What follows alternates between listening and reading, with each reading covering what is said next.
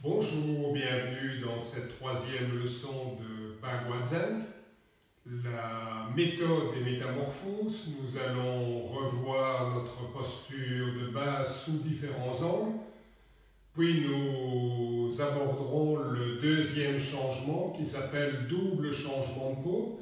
Mais avant de commencer, je voudrais attirer votre attention.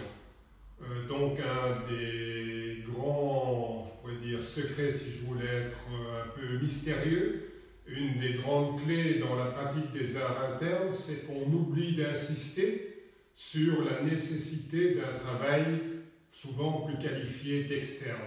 Et donc je vous renvoie surtout pour le Bagua Zen, mais pour tous les arts internes, à quelques vidéos sur ma chaîne avec des exercices préparatoires, des exercices d'étirement. Pour pouvoir être à l'aise dans les postures, comme dans un costume, il faut qu'il y ait suffisamment de tissu pour le costume, de tissu musculaire pour les postures et les mouvements.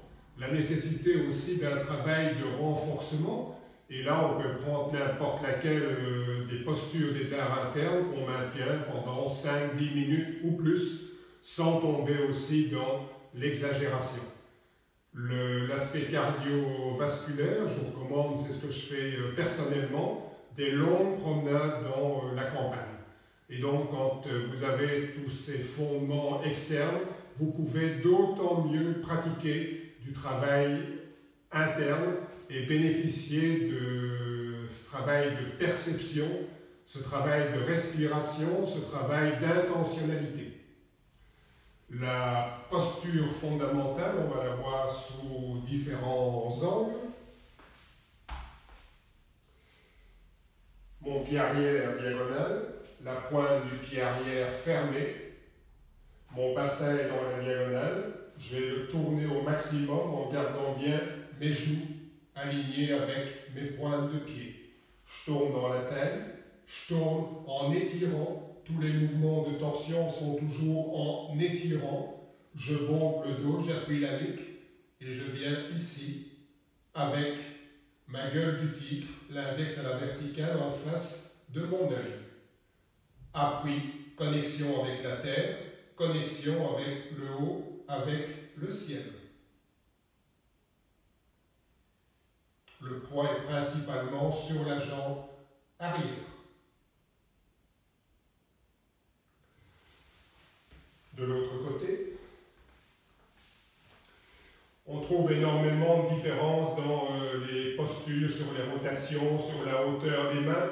Le Bagua, au départ, Bagua Zen s'adressait à des personnes qui avaient déjà une longue pratique, et donc le fondateur ne voulait absolument pas figer les postures, et donc j'ai fait mes propres choix ici à partir de nombreuses possibilités.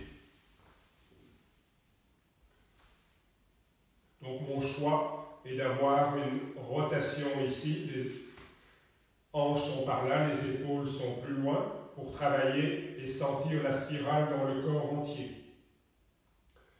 D'avoir la main ici plus haute, certains travaillent avec la main plus basse, travaillent ici plus fermé. Moi je garde l'idée ici de développer une sensation d'un espace intérieur. Le travail vrille ici, vrille là. Donc des forces en spirale, comme on l'a déjà vu, dans le corps entier. Mes deux hanches, mes deux épaules à la même hauteur. Quand on tournera sur le cercle, quand on est à moto, ça fera une légère différence dans la hauteur. Pour l'instant statique, on essaie de percevoir cette horizontalité.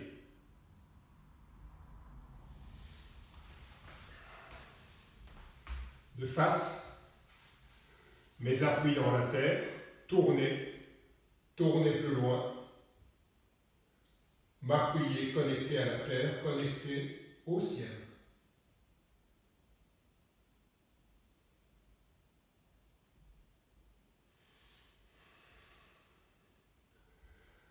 Respirer.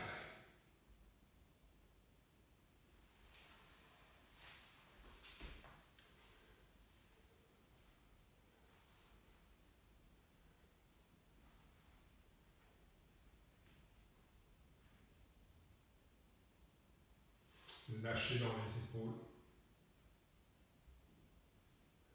chercher l'espace intérieur. Et terminer. Quelques respirations.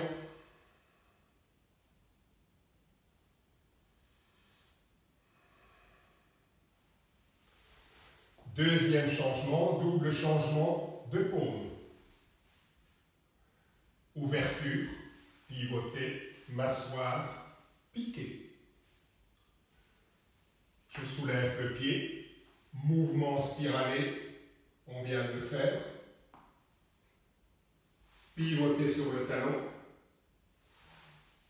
fermer dans le bassin, repasser le poids, je me rassemble, repousser comme dans le premier changement. Pivoter sur mon talon au maximum, fermer dans le bassin, déplacer la pointe de pied, pivoter sur le talon, mouvement ici de spirale dans les bras en m'asseyant, ouvrir, pivoter sur le talon, refermer, fermer un peu plus, monter, mouvement spiralant dans le corps entier. Pivoter sur mon talon, refermer dans le bassin, repousser, appuyer la nuque et le dos, pivoter au maximum sur le talon, fermer, pointe du pied, talon, spirale dans les deux bras, ouvrir, refermer et mouvement spiralant. On le refait une fois. 1, 2, 3. 4, pivot, ouverture, refermer, monter, mouvement spiralant dans le corps entier. Pivot, refermer, repousser, pivoter au maximum, mouvement spiralant, descendre, ouvrir, refermer, monter, descendre et terminer. J'ai comparé l'étude du Tai Chi Chuan ou des arts internes à l'étude d'une langue avec les 5 mouvements qui seraient une approche de la grammaire, des principes fondamentaux, une pratique des 8 techniques sur place, 8 techniques principales, avant d'aborder différentes formes, enchaînements de mouvements codifiés qui seraient des textes dans l'étude d'une langue, et puis finalement ces gestes de base et des formes pratiquées avec un partenaire, une conversation d'abord codifiée, puis qui va devenir de plus en plus libre. Ces dispositifs techniques permettent d'entrer plus ou moins bien dans les formes. Il est quand même étonnant que l'un des styles pour les connaisseurs, l'un des styles de Tai Chi, sinon le style le plus subtil, soit le style Sun de Tai Chi Chuan, qui est une synthèse en fait des 3 arts internes, et aujourd'hui quasi personne ne pratique ce style. Il est vrai que pour avoir accès aux grands textes de la littérature, il est nécessaire d'avoir à sa disposition quelques clés. Et donc, ce dont je viens vous parler, la grammaire et le vocabulaire de base que nous travaillons, ce sont ces clés qui vont permettre d'avoir accès à ces styles moins connus, à ces grands textes de la littérature Tai Chi Chuan. Dans beaucoup d'approches, on se focalise sur la richesse, l'intérêt des dispositifs techniques, et on oublie souvent les dispositions. Dans notre approche, dans mon approche, je mets autant d'énergie à développer une sorte de climat qui favorise des dispositions à l'apprentissage. On peut fournir les meilleurs éléments techniques. Si les élèves n'ont pas envie d'apprendre, on ne sait rien faire. On ne sait pas, en fait, forcer à boire un âne qui n'a pas soif.